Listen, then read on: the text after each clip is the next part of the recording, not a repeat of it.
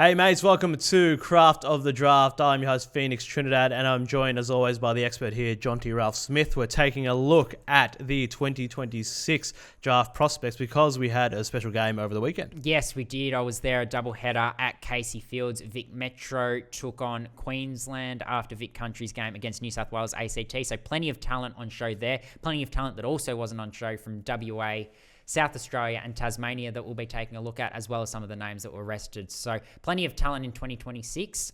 Stay tuned to find out a little bit more about them. Absolutely. Well, I've got you. Subscribe to the YouTube channel if you haven't already. We also do an AFL podcast on this very channel, which I also host, The Hit Out. So check that out. It's a pretty good week, and let's get into it. Alrighty, so looking at the Under-17 Boys Futures Trials. So this was at Casey Fields on Saturday just past. We had Vic Metro up against New South Wales ACT. They took the game out by 10 points, and then Vic Metro over Queensland 83-57. So just for the context, what is the significance of this game? Yeah, so this game has a reasonably significant bearing on the selection of players for the AFL Futures game that's played at the MCG on AFL Grand Final Day, and also some bearing on the selection of the AFL Academy next year. We know the best 30 or so kids get to have a run around against VFL talent next year and also get the chance to train with some AFL clubs. So there is a bit riding on this game, but also clearly the selectors do look at a body of work and what they've been able to do across the course of the season, but no doubt impressing in this game, as a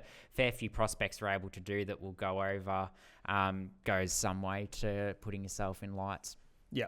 So you don't have to play this game in order to play the Future Stars game. Is that correct? Yep, that's correct. So we've got players from South Australia, Tasmania and Western Australia, clearly, that didn't take part because their teams weren't in action, but also Vic Country and Vic Metro, and also some players from interstate had a rest, essentially, because they're probably seen as auto selections, I suppose, for that Futures game on AFL Grand Final Day, right? Or due to school football or other commitments. So so it wasn't a completely full strength outing, but nonetheless, it was still a great and entertaining spectacle. Yep. Saturday morning. Absolutely. Yep. Alrighty. So let's get into first. We'll cover the players that didn't actually play on Saturday. Yep. So let's just get straight into it. I'll throw you some names and then you tell me about the best 17-year-olds, the best 2026 draft prospects is what we're going over. Yep. Beautiful. All right. Tell me about Dougie Cochran. Yeah, so Dougie Cochran's probably seen as one of the early contenders for the number one pick out of the Central Districts. He made his senior debut a couple of weeks ago, kicked the 4 goals. He was actually named an All-Australian centre-half back in under-16s, and we know he can run through the midfield as well. So he's got that really versatile skill set, probably settles up forward as a marking forward, 196 centimetres, and really, really classy. He plays like his 185 centimetres, but he's also got that marking ability to him too. So one to watch, plenty of class, plenty of talent, plenty of maturity. Yep. And then we have from the Fremantle NGA, Lucas Robinson. Yeah, so he's one who has been highly esteemed for some time, I suppose, in the talent pathway. It's really interesting to see how his footy sort of materialises over the next 12 months or so. He's really probably old school inside midfielder. He's really aggressive, really hard at the contest, but he's got the ability to distribute really well as well. So one for Freo fans to keep an eye on. I think I've said before that it's an interesting one for Dockers because we know that they've got Brayshaw and Sarong that play that role so well as youngsters. So how they sort of mix and match all of them will be interesting if Robinson develops as they hope he will. But clearly we've still got a fair bit to play out there. Yep. And over from South Australia, midfielder and Archie Van Dyke. Yeah, he is. Another one who was part of that under-16s All-Australian side last year and probably seen as the second best player out of South Australia behind Dougie Cochran. Yeah, really clean. He's a good ball user as well. He's sort of one of those players you try and get it in his hands because he's going to hit targets going inside 50 in particular. And really polished, has that air of class and composure about him. Yep.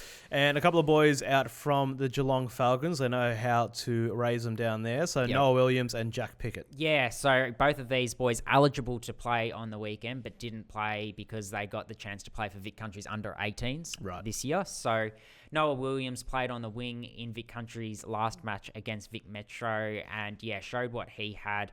I know he's probably, those two boys are seen as the two best from the Geelong Falcons next year, and they do have a fair bit of talent in their pool for 2026. Noah Williams as a midfielder, inside, outside, runs really hard, and then Jack Pickett's a marking forward. Kicked 7 goals in a game, in a Coates League game earlier this year, and has been kicking bags for fun at school level as well. So yeah, really good contested marker and good leading up as well. Yep, and from down there in Sandringham, so Archie Butler. Yeah, Brighton Grammar as well, where he's been playing his footy in recent times. Another one that was eligible to play on the weekend was rested. We'll see him on AFL Grand Final day, unless, of course, of injury. But, yeah, really clean, composed midfielder, can go forward. He hasn't necessarily had the huge possession games for Sandy this year, but it feels like most of the time he touches it, he's either kicking a goal or it's leading to a score. You can just tell he's got that extra class about him when he gets the footy in his hands, and he's really hard to beat one-on-one. Yep. And Darcy Harrington, Dandenong Stingrays. Yeah, defender, athletic defender. He played 3 games for Vic Country this year. He's got the ability to play on talls, play on smalls, and he's really accountable on his man, but he's also got the ability to run off half-back as well and provide plenty of run and carry and ball use too. So, yeah, probably one that, speaking to the Vic Country coaches and some others, is very coachable and has a great work ethic. So, a strong future ahead for Darcy Harrington. Looking forward to seeing what the future holds for him.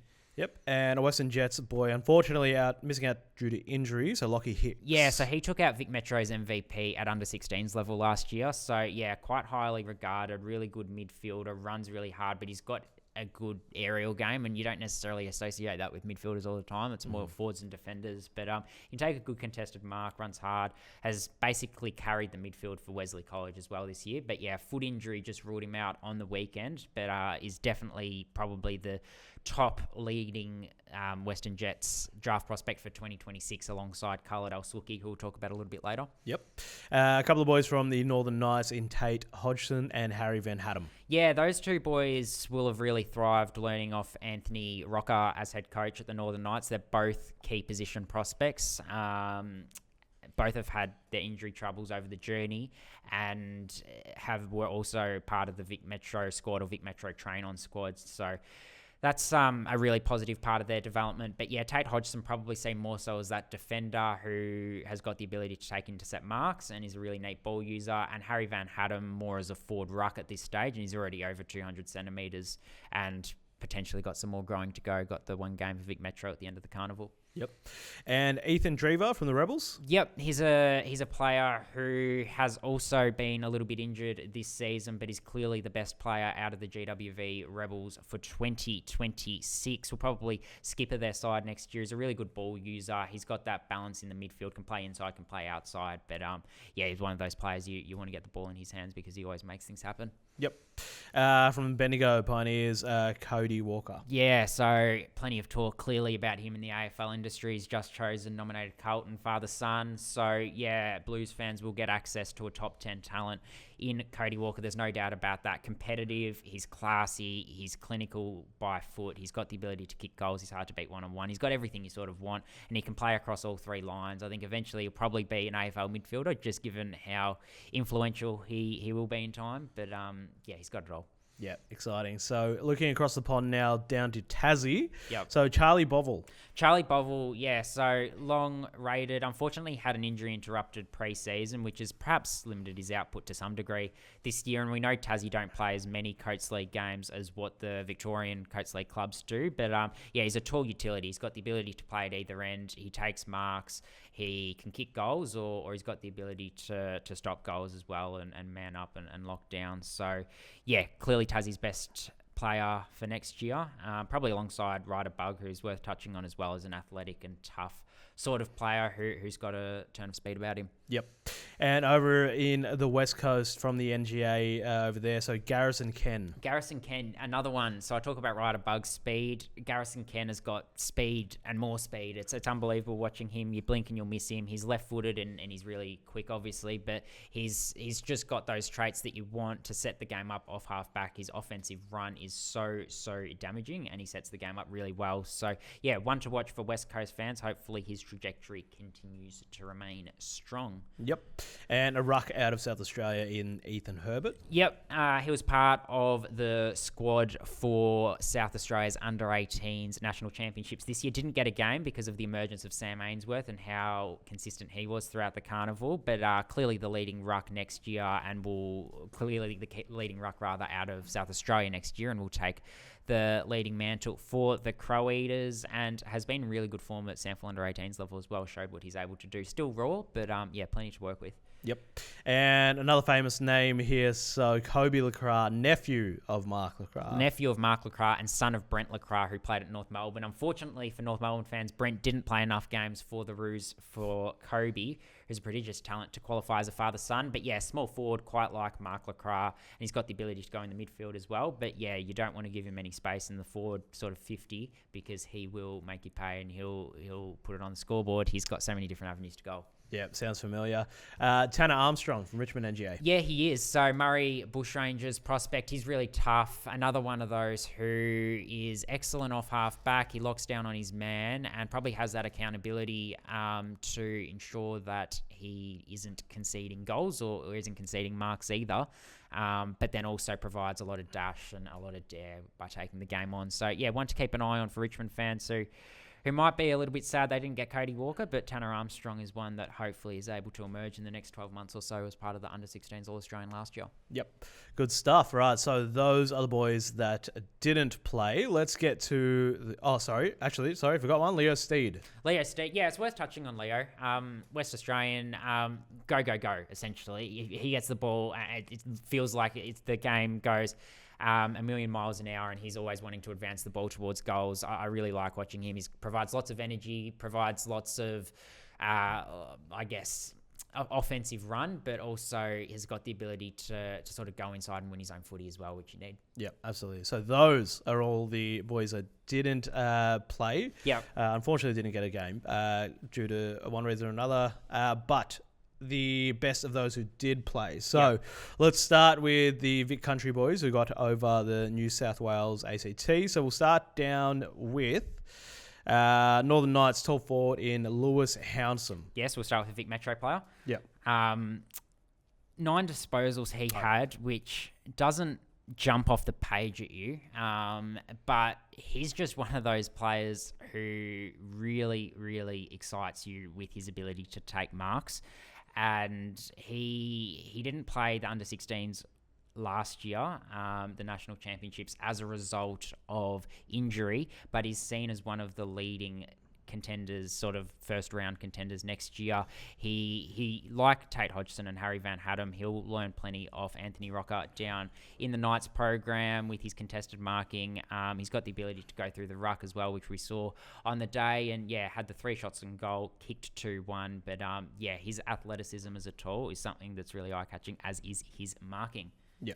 Pretty valuable. I got a little bit excited because I was looking ahead to my Gippy boys. I was a Gippy boy myself. So we'll start with Marlon Neocleus. Marlon Neocleus, so a small forward who, he was probably the best on ground pretty comfortably for Vic Country. Had the 26 disposals, kicked the 2 goals, felt like he could have kicked 4 or 5 goals. 5 tackles and 5 clearances as well. So I think with Marlon Neocleus, everyone talks about his prodigious talent as a small forward, and he gets to the foot of packs and kicks these freaky goals and these energetic celebrations, and they were calling him the Wiz on the day, so Wizard 2.0, Nick Watson 2.0. But he's actually got underrated toughness. It's not just a matter of this freakish ability to kick goals. He's also got the willingness to put his head over the footy, and he's got that aggressiveness. And I think we saw that because he got to run through the midfield. And when he was through the midfield, he was winning clearances, he was laying tackles, but he was also putting his head over it and quite courageous as well. So yeah, I really like Marlon Neocleus. He played some senior footy for Traralgon last year, won a senior premiership. So attribute his toughness to that to some degree, but he is probably at this stage the leading small forward in the pack for the 2026 AFL Draft. Yep, exciting with 26 disposals and the defensive side as well, 5 tackles. So Will Mady, so his Caulfield Grammar teammate Marlon Neocleus and Gippsland Power teammate and Vic Country teammate had the 18 disposals. I think people in the industry know what he's able to do forward of the footy. He's got the ability to take a really good mark, a little bit like what we're talking about with Louis Hounsome as well. He's quite athletic, but he got some time on the wing, which is probably quite important because at the moment he stands at 190 centimetres, which it's slightly undersized for a key forward these days, probably. And yeah, he showed that he can run, and he took a massive hanger as well. Jumped on one of the New South Wales ACT players' heads, and that was probably the highlight of the entire day. So yeah, the marking really good, but showed his work rate and ability to get involved as an athletic and nimble type when he was higher up the ground as well. Yep, and another Gippy boy that has the ability to go forward, so Cody Templeton. With 2 goals. And that's the thing. And you say he's got the ability to go forward, and I'm loving hearing that because coming into the year, you speak to people at Gippsland, and everyone was like, he's such a natural midfielder, but we need to showcase his versatility because you can't just be a midfielder if you're going to get to AFL level. And the last 6 to 8 weeks, what we've seen is that he is able to be really impactful as a forward, and he's never really shown that before. So he had the 2 goals. He had 3 score assists on the weekend as well, 12 disposals, which probably doesn't quite give you an indication of how influential he was, but really hard to beat in a one-on-one contest, can take contested marks, and has got this wicked sidestep as well. So really exciting as a forward. And then when he goes into the midfield, he just applies pressure and wins clearances. He's everything you want. In terms of a time split, was it more time forward or more time in the mid, or 50-50? Yeah, it was pretty much all forward, which was really positive for him because, we know what he can do in the midfield. But, I reckon it would have been 80% forward and then, just little spurts in the midfield. Yep. Love it. All right, so someone for me to get excited about as a D's fan, so a Melbourne NGA small forward in Marcus Prasad. Yeah, Marcus Prasad, he was a bit quieter on the day, but that happens as a small forward. Definitely worth getting excited about. It was part of Vic Country's under-18s squad this year. He is one who has been quite consistent for the Dandenong Stingrays. He, a little bit like Marlon Oakley, is probably not to the same degree, but has been able to play all year. He applies pressure. He's able to run through the midfield and provide that injection of pace through there, but then when he's forward, he's getting front and center and he's finding different ways to kick goals and hurt you at ground level.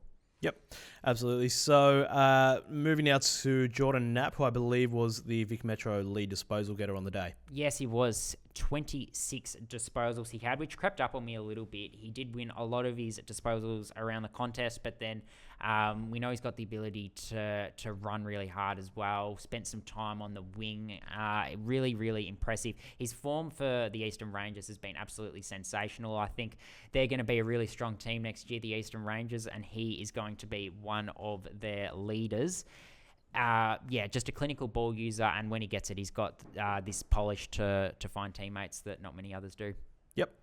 And down in defence, so Mitch Gillen with the 5 marks. Yeah, he did. 5 marks, and that's probably what stood out, 5 marks, but it felt like he had more marks. He was intercepting really well, and then that was allowing him to sort of get things going on turnover for Vic Metro.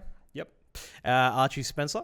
Archie Spencer, he was probably very close to my best player on the day. He's just got this eye-catching acceleration about him. Every time he seemed to get the ball, he sort of plucked it from traffic and then seemed to take 10 to 20 meters and put a couple of steps on his opponent and then sort of use it. So that meant his meters gained was probably quite high on the day. That wasn't measured, but if it was, I would suggest he would have been the leading meters gained player on the day. And then when he went forward, he was able to hit the scoreboard and kick a goal. So yeah, a really balanced game from Archie Spencer, and one I'm really looking forward to watching his Talent League career unfold. Yep. And another one for the North Melbourne fans. So father-son prospect in Sam Harris, son of Daniel. Yeah, he is. So if Archie Spencer wasn't best on ground on the day, then Sam Harris probably was. It was probably between those two. He had the 21 disposals, and yeah, he's so powerful in the midfield. He's got the ability to win the hard ball, and he's really clean below his knees. And I've seen him play some really strong games for the Calder Cannons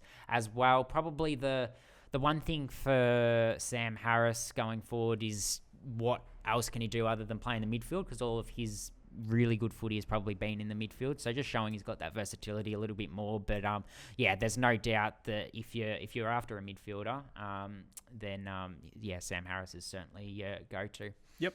And one of the Essendon NGA boys in Blake Justice. Yeah, I know that Essendon fans have started to get more and more excited about him on social media in recent weeks. His form for Calder Cannons has really stacked up, and then he was able to transfer it. He's played all across the ground on the day, and and probably a victim to some degree of his own versatility, that he didn't necessarily settle in any one position. He's got the ability to play wing, forward, half-back, wing, midfield, half-forward and half-back. Had the 19 disposals, and I guess when you've got the ability to use it as well as he does, have the composure as well, but also got the athletic traits, then it's going to stack up pretty well, which it has for Blake Justice.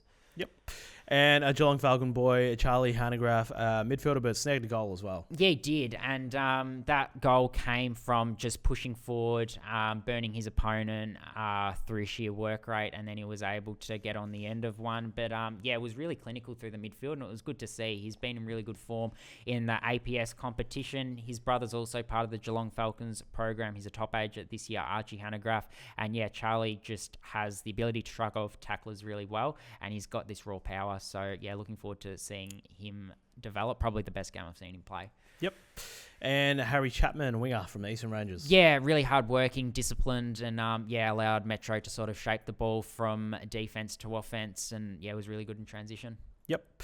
And one of these important positions now in Gus Kennedy, sort of that half-back role. So tell me about him. Yeah, and I put something up on Craft of the Draft Instagram the other day and sort of said we probably haven't given him enough love this year. He's set such high expectations for himself. But he runs through Dandenong's midfield when he's there, but has got the ability to play off half-back as well. That's probably his preferred position. He's got great bravery. He puts his head over the footy when there's a contest. He's got great tenacity as well. He hunts the footy, but he's also got this eye-catching power. He drives his legs out of stoppage, and he drives his legs off half-back as well, which allows him to really punish teams. If he is taking an intercept mark or he's getting an intercept possession, then he's able to get it going the other way and catch teams out when they haven't necessarily structured their defense. So I really like Gus Kennedy, and he's in really hot form. And if Dandenong Stingrays are able to make a charge in the Coates League finals, and I think Gus Kennedy will be a big part of it, rotating into their midfield, but probably starting off half-back.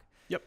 And then Ethan Matthews from the GWS Academy as well. Yeah, probably the best New South Wales ACT player on the day. He had 30 disposals. I think he had 6 clearances and 8 tackles as well. So really well balanced. He kicked a goal too.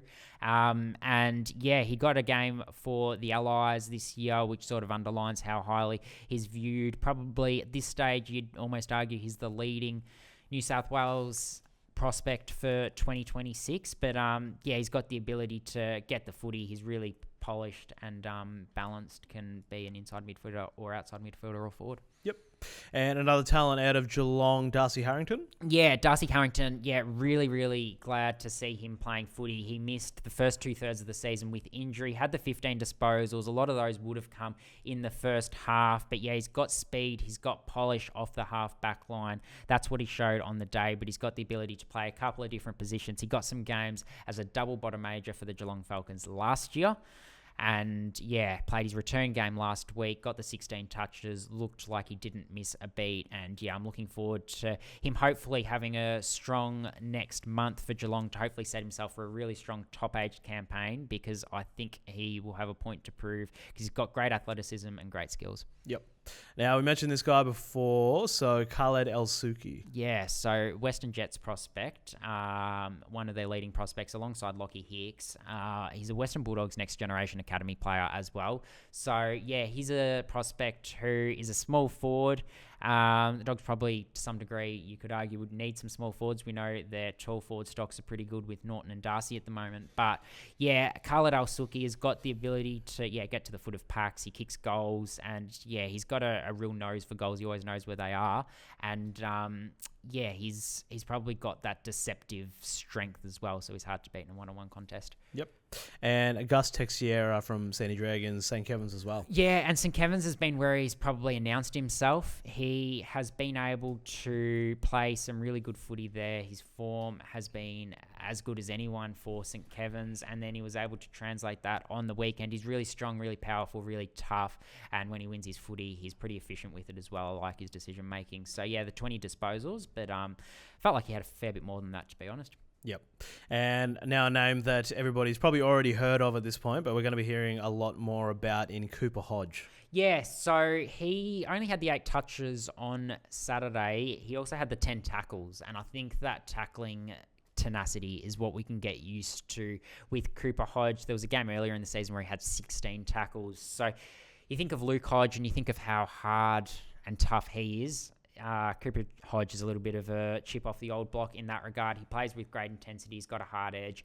And, yeah, he's got the ability to win his own footy at the coalface as well. His skills are absolutely very, very good in terms of distributing too. And I think there's great upside with him. I guess if he chooses Brisbane's academy, they'll have another midfielder alongside Annabelle, who's coming this year, and their wealth of talent already. But he might choose to be a Hawks father-son. So both clubs will be sweating on that decision over the next few months or so. Yep, it's looking good for Brisbane. Jaden Lawrence, ruck, Eastern Rangers. Yeah, the best ruck out on the day across the two matches, clearly. His tap work was phenomenal. He allowed Vic Metro to have the ascendancy around clearance when he was in there, but he's also covers the ground really well for someone his age and can take marks. So yeah, that's what you want to see from a ruck, and his development has been quite impressive because I think coming into the year there were question marks about Eastern's tall stocks, but they've been able to unveil Jaden Lawrence. He's played a lot of the year alongside Marcus Krasnodamskas in the ruck and been really, really consistent for them, and his progress was shown on the day with how well he was able to play a bit of a breakout game for him. Yep. And another Brisbane Academy boy in Kalin Murray. Yeah, Kalin Murray. Yeah, so a really balanced midfielder, probably more known as an outside midfielder, but has shown that he can play on the inside as well. So he had the 21 disposals and 3 clearances. And he just continues to be a really consistent asset for the teams that he plays in. Yep. And Archie Hill from the Gold Coast Academy. Yeah, so he's a halfback, gets things going out of defence. And when he gets a footy in his hands, he always looks really, really dangerous and makes things happen. Yep. Guy Jenkins, Sydney Academy. Guy Jenkins, yeah, he played on the wing. He holds his width really well. He's a really disciplined runner, and I think the way transition footy has become more and more important, that'll put more and more of a premium on Guy Jenkins' skill set. He's also got a brother, Will Jenkins, who's worth mentioning as well. Yep. Didn't play on the day due to injury, but another Sydney Academy boy to note. Yep. And Aidan McCartney, another Sydney Academy. Yep, and also North Melbourne father-son, so he'll have a choice to make a tall forward, kick to goal, a little bit quieter, but he's got a really good skill set, good above his head, and good modern sort of powerful tall forward. Yep. And last one, Brisbane Academy boy in Matthew Owen. Matthew Owen's ball winning is as good as anyone's. He just gets himself in such smart positions around stoppage. I really like what he does, and then when he gets the footy, he's got the willingness and understanding of how to sort of drive out, find space, and then get the ball going forward. But also, if he's in a position where he's unable to sort of get out the front of stoppage or is unable to make things more dangerous for his team, then he's able to distribute really quickly and is a good poised decision maker. So I think there's plenty to like about Matthew Owen. So Brisbane's Academy, get ready for it to be strong again in 2026. Yep. Absolutely. Well, that is all the standouts for you. Is there any other final notes on the day? I think it was a really high quality contest, both games. I just think that's something that's worth bringing up. So there's probably been a little bit of glumness around potentially the strength of this draft. And I think we're starting to see that this draft isn't as weak as some have potentially made it out to be, but certainly 2026, there's plenty of talent to keep an eye on. How are the conditions and the weather down at Casey Fields there? Because I know that does sort of affect things a lot. Yeah, and it does, but that was the good thing. Not a breath of wind, and we know usually it is very, very gusty down there. The first game was a little bit dewy, so you got to see the players that were really clean really stood out because it was almost like a wet weather game, but then they kicked the dew off, and then the second game was perfect conditions. Yeah, love that. Alrighty, well, thank you, Jonty. Stay tuned to Craft of the Draft. What do you have in store coming up? Yeah, well, the Coates League returns this weekend, and the schoolboys are finished, so they will all return to the Coates League. So that's going to elevate the standard of that competition. So there's going to be plenty of talking points out of that, and we're getting players play in the VFL as well at the moment. So that is also going to create plenty of discussion. Yep, absolutely. All right, stay tuned at zerohanger.com and subscribe to the YouTube channel if you haven't already. We have plenty of AFL and draft content coming up. We'll see you next week.